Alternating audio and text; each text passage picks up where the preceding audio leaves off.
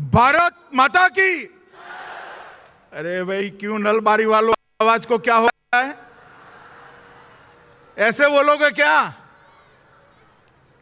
मोदी जी को दिल्ली में मालूम पड़ना चाहिए, नलबारी के अंदर विजय संकल्प महासमारोह हो रहा है।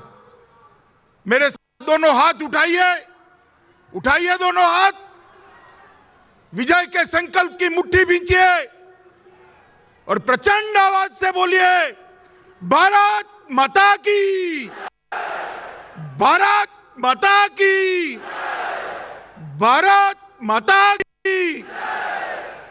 मंच पर उपस्थित असम के लोकप्रिय मुख्यमंत्री भाई सर्बानंद सोनोवाल जी, असम भारतीय जनता पार्टी के अध्यक्ष श्रीमान रंजीत दास जी, असम के वित्त और स्वास्थ्य मंत्री भाई हेमंत विश्व शर्मा जी, भारतीय जनता पार्टी के राष्ट्रीय उपाध्यक्ष और असम के प्रभारी श्रीमान वैजयंत पांडला जी, यहां के प्रिय सांसद और भाजपा के राष्ट्रीय महासचिव श्री दिलीप सैकिया जी, मंच पर उपस्थित पवन शर्मा जी, हमारे यहां के लोकप्रिय विधायक महोदय, मंच पर उपस्थित आसाम सरकार के सारे मंत्रीगण, विधायकगण, सांसदगण और आज नलबारी की इस महान भूमि पर इतनी बड़ी संख्या में आए हुए प्यारे भाइयों और बहनों को मैं प्रणाम कर कर मेरी बात की शुरुआत करना चाहता हूं। मित्रों, आज मैं जिस पवित्र भूमि पर बैठा हूं और अभी जिनको हमने उनकी वीरता के लिए, जिनके शहीद जज्बे के लिए माल्यार्पण किया, पुष्पांजलि दी, ऐसे शहीद मुकुंद काकती को मैं प्रणाम कर कर मेरी बात की शुरुआत करना चाहता हूं। ये मुकुंद काकती ही थे जिन्होंने 1942 की 20 सितंबर को गोहपुर थाने पर तिरंगा लहराने के लिए अपनी जान का बलिदान दिया था। और ऐसे हजारों बलिदानियों के बलिदान के कारण ही आज हमारा भारत स्वतंत्र होकर यहां बैठा है।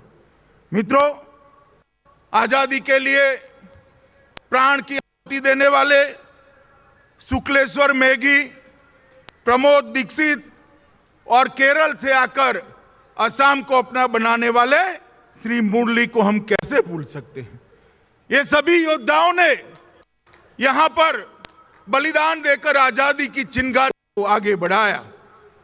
और ये हमारा नलबारी क्षेत्र ज्ञान और विज्ञान का भी क्षेत्र रहा है। यहां के महान सपूत गिरधारीलाल शर्मा प्रतिष्ठित असम साहित्य सभा के अध्यक्ष बने और प्रसिद्ध साहित्यकार पंडित धीरेश्वर आचार्य, मनोरंजन शास्त्री, त्रिलोकीनाथ गोस्वामी और रघुनाथ चौधरी, भवदेव भगवती, गंगा शास्त्री, अनेक विद सरस्वती पुत्रों ने इस क्षेत्र का नाम देश में आगे बढ़ाया है। और मित्रों, नरेंद्र मोदी सरकार असम के सभी सरस्वती पुत्रों को प्रणाम करती है।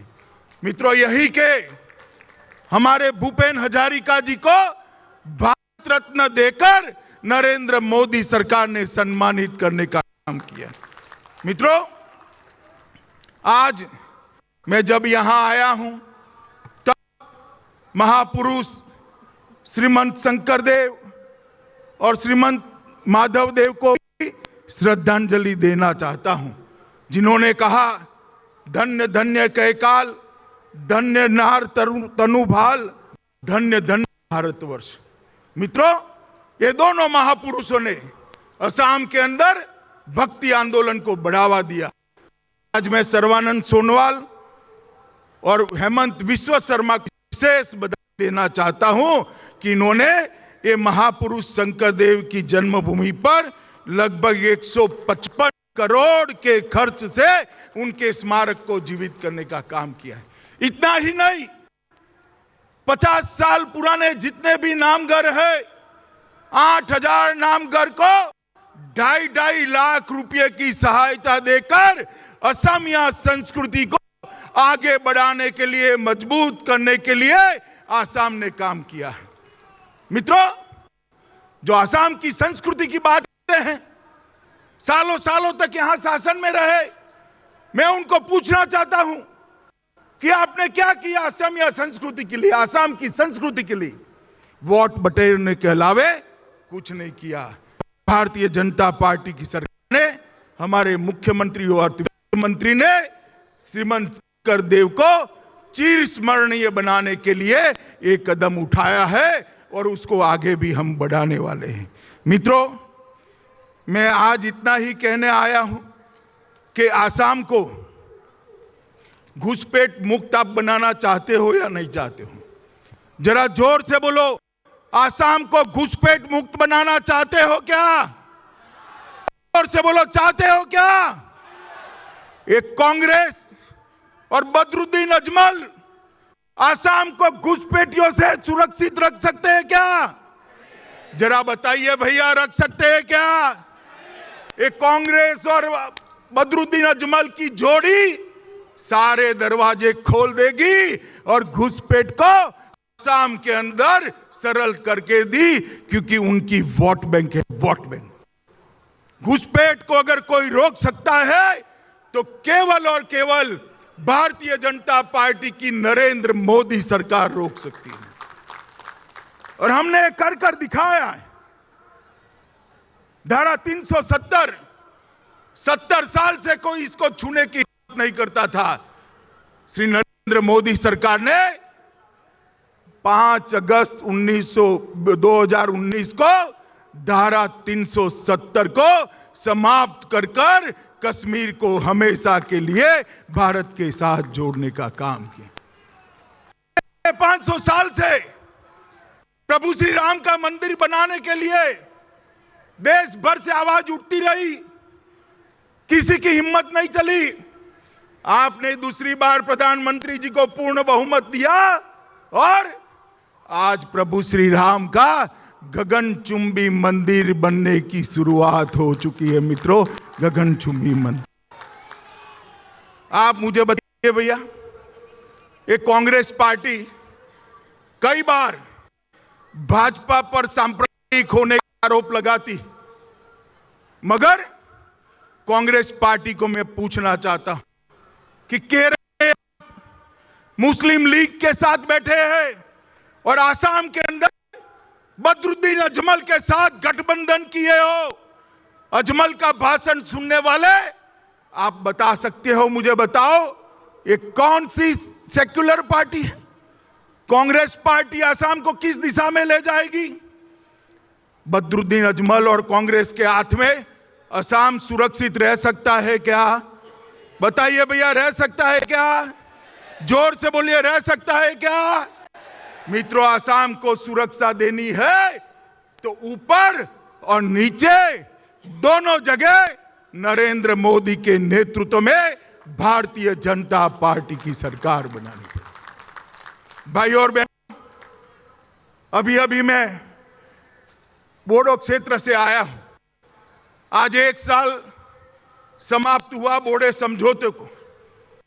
मैं पूरी आसाम की जनता को कहने आया हूं, कांग्रेस के शासन में हमेशा एक दूसरे के साथ लड़वाने का काम किया। अंग्रेज गए, मगर कांग्रेस ने अंग्रेजों की नीति को पकड़ लिया। फूट डालो और राज करो।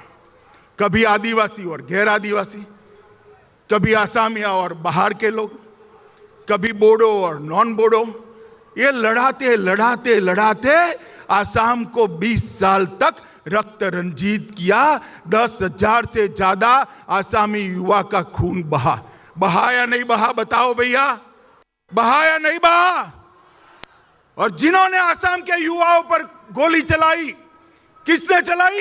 एक कांग्रेस पार्टी के लोगों ने चलाई।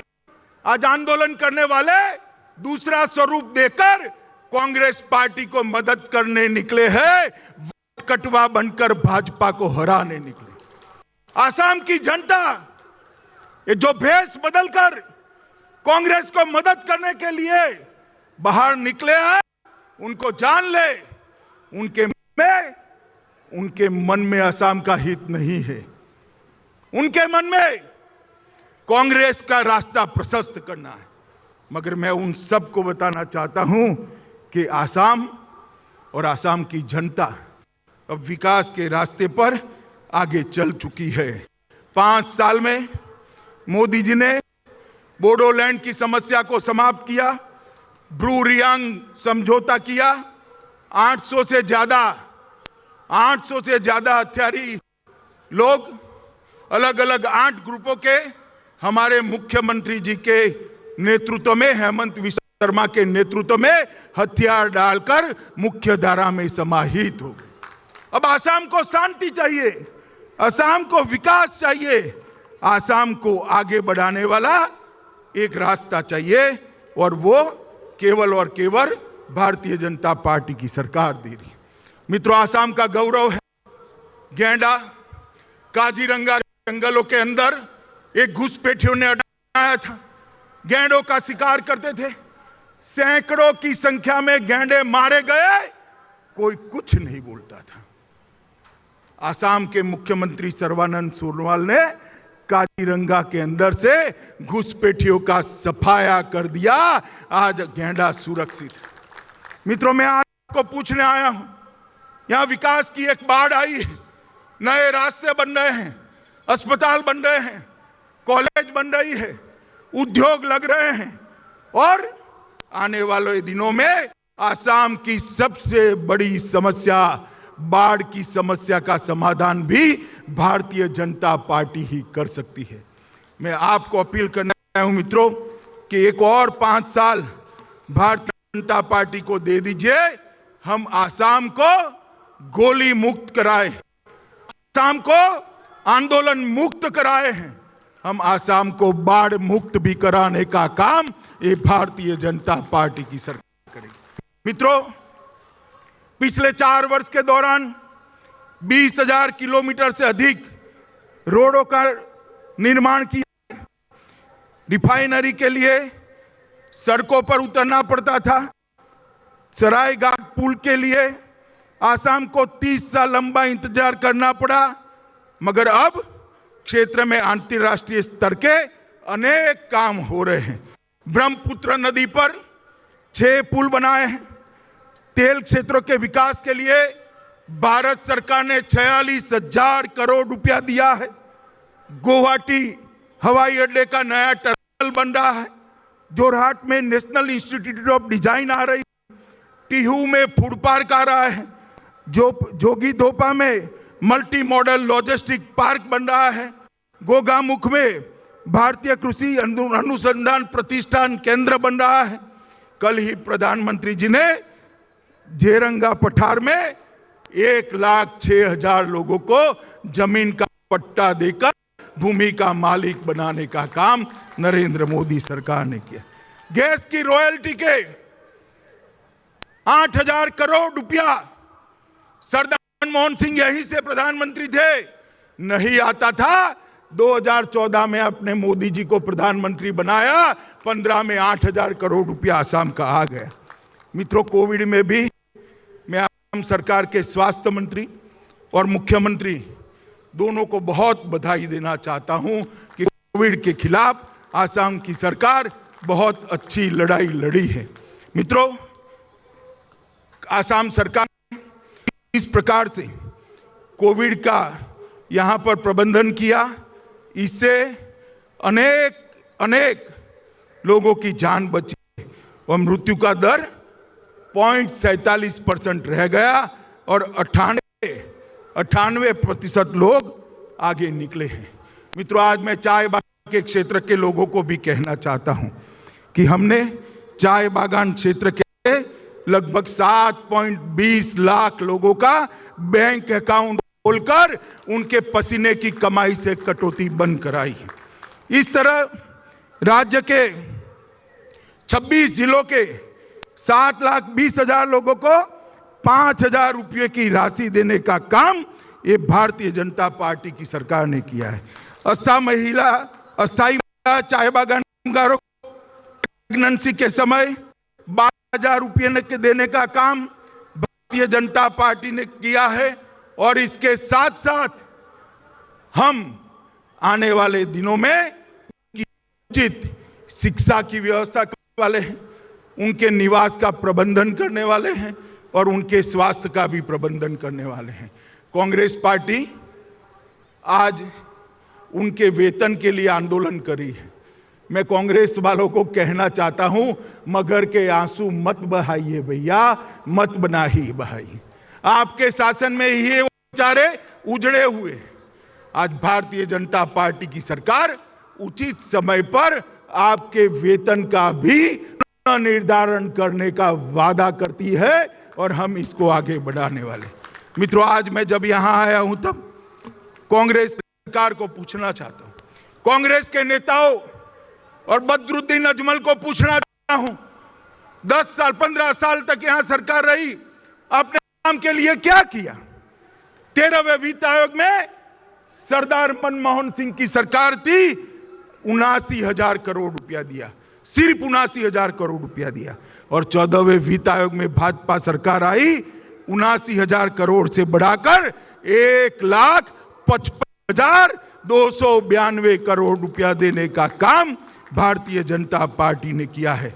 और मित्रों, मोदी जी ने 40 बार से ज्यादा बार आकर नॉर्थ ईस्ट आकर समग्र नॉर्थ ईस्ट क्षेत्र के विकास के लिए आगे बढ़ाने का काम किया है और अनेक गुना बजट में वृद्धि की है, शांति की स्थापना की है और पूरा पूर्वोत्तर विकास के रास्ते पर चल पड़ा है। मैं असम की जनता को कटिबद्ध निवेदन करने आया हूं। मित्रों, बताइए, यहां दोबारा भारतीय जनता पार्टी की सरकार बनाएंगे? जरा जोर से बोलिए, बनाएंगे?